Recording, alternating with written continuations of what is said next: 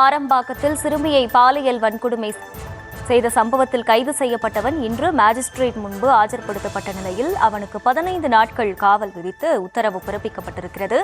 விவரங்களோடு இணைகிறார் செய்தியாளர் முரளி. முரளி, வணக்கம். முழு விவரங்கள். வணக்கம் அகிலா.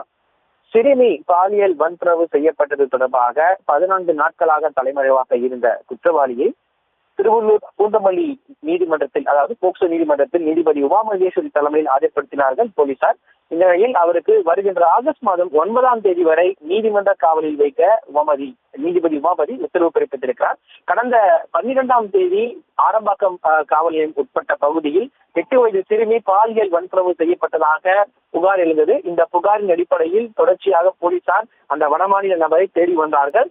இதனையடுத்து 10 தனிப்படைகள் அமைக்கப்பட்டது. கூடுதலாக போலீசாரும் பலத்த போலீஸ் பாதுகாப்புடன் அவரை தேடி வந்தார்கள். இந்த நிலையில் நேற்று மதியம் சூலூர்பேட்டை ரயில் நிலையத்தில் அதே உடையில் அதே பாவனையில் அவர் சுற்றி திரிந்திருக்கிறார். அப்பொழுது தனிப்படை போலீசார் அவரை கைது செய்து தொடர் விசாரணை நடத்தியிருக்கிறார்கள். விசாரணையில் அந்த நபர் வட மாநிலத்தில் சேர்ந்த அசாம் மாநிலத்தை சேர்ந்தவர் என்பது தெரிய வந்திருக்கிறது.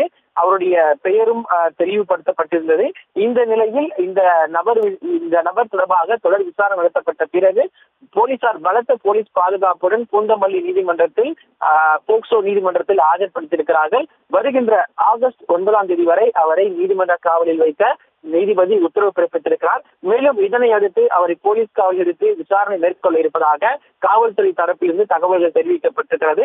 இதனை அடுத்து நாளை மறுநாள் மீண்டும் பூந்தமல்லி போக்சோ நீதிமன்றத்தில் போலீசார் மனு தாக்கல் செய்ய இருப்பதாக காவல்துறை தரப்பிலிருந்து தகவல்கள் தெரிவிக்கப்பட்டிருக்கிறது.